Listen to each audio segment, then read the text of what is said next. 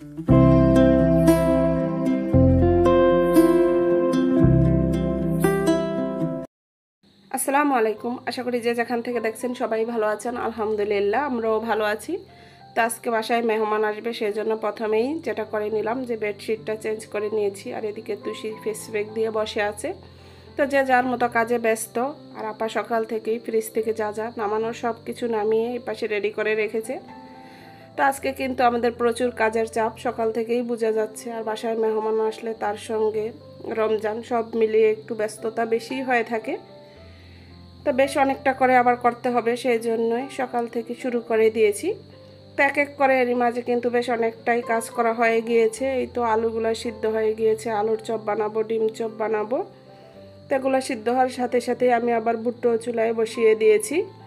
তো বুটটাকে বসিয়ে দিয়ে বেশ অনেকক্ষণ যেহেতু দাঁড়িয়েছিলাম, তো এটা নিয়ে বিছানার উপর চলে আসলাম একটু বসে আরাম করে চপগুলো রেডি করবো এই জন্য আর কি। আর সেই সঙ্গে একটু জিরানো হয়ে যাবে। আর এই পাশটাতে এই তো যা যা থালাবাটি দরকার সব কিছু সুকেস থেকে নামিয়ে এগুলোকে ধুয়ে এখন একটু শুকাতে দেওয়া হয়েছে, কারণ বিকালের দিকে দেখা যাবে খুব তাড়াহুড়ো হয়ে যাবে। এখন যেহেতু সময় আছে একটু করে নিই।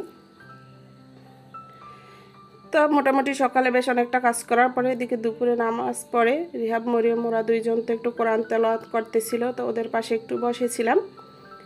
তো তুষি আবার কেকটা নিয়ে এসেছিলো, একটা ডেজার্ট করবে। তো কেকটাকে আমি খুব সুন্দর করে ভেঙে তো তারপরে একটু ব্লেন্ড করে নিব যাতে খুব সুন্দরভাবে মিহি হয়ে যায়। হাতে বাংলা দেখা যায় একটু ছোট বড় হয়ে থাকে। তো ব্লেন্ডার করার পরে এটা কিন্তু খুব সুন্দর মিহি হয়ে গিয়েছে। তো আজকে ডেজার্টটা তুষি বানাবে, তো এটাতে একটু বাটার লাগবে। তো এখন বাটারটাকে ওই তো গলিয়ে নিবে, বাটিতে রেখে ওভেনে দিলে হালকা গলে যাবে। তো এটা এর আগে খাইনি, এ ধরনের অন্য একটা খেয়েছিলাম, মজাই হয়েছে। তো এটা একটু অন্যরকম হয়তো, ও কোথাও জানি দেখেছে, তো ট্রাই করবে প্রথমবার। তো খেয়ে দেখবো, দেখে তো মনে হচ্ছে যে ভালোই হবে। তো এদিকে কেকটাকে এই তো বাটারে মেল্ট করে তারপরে বিছিয়ে দিয়ে এর উপরে চকলেট আইসক্রিমটাকে গলিয়ে তারপরে বসিয়ে দিয়েছে। তো এই কাজে আপা একটু সাহায্য করে দিয়েছে যাতে খুব সুন্দরভাবে সবটা এক সমান হয়, সেই জন্য। তো উপরে আবার একটু সুন্দর করে কেক দিয়ে ডেকোরেশন করে দিচ্ছে দেখার সৌন্দর্যের জন্য। তো এটাকে এখন সম্ভবত 5-7 ঘন্টার মতো ফ্রিজে রেখে দেওয়া হবে, তাহলে শক্ত হলে এটা খেতে আরও বেশি ভালো লাগবে। তো এই চুলায় কিন্তু হালিম রান্না হচ্ছে, আজকে হালিম রান্না করা হবে। তো হালিমটা প্রায় হওয়ার পথে। তো কেউ বসেনি, সবাই কিন্তু কাজ করতেছে। আর এদিকে 3টা চুলায় কিন্তু অনবরত রান্না চলতেছে, যেহেতু ইফতারের পাশাপাশি সেহরিও আছে। তো আমাদের জন্য ইলিশ মাছ রান্না করা হচ্ছে। তো এই পাশটাতে তুষি রেডি হয়ে যাচ্ছে, যেহেতু মেহমান আসবে ও একটু খুব সুন্দর করে সাজার চেষ্টা করতেছিল। তো রেডি হয়ে গিয়ে এই তো তুষি আর রিহাব মেহমানদেরকে আনতে চলে গিয়েছে, কারণ মেহমানরা যেহেতু বাসা চিনে না, তো এক জায়গায় এসে দাঁড়াবে, সেখান থেকে তুষি আর রিহাব গিয়ে নিয়ে আসবে। তো হালিম রান্না শেষ হওয়ার সাথে সাথে এদিকে পাস্তাটাও বসিয়ে দেওয়া হয়েছে। আর আজকে বেশ অনেকগুলো আইটেম হয়েছে, সবগুলো আইটেম যদিও আমি ভিডিও করতে পারিনি, কারণ এতগুলো কাজ করার পরে আসলে রমজানের ভিডিও করা একটু কষ্টই হয়ে যায়। তো যতটুকু পেরেছি আমি আমরা করার চেষ্টা করেছি।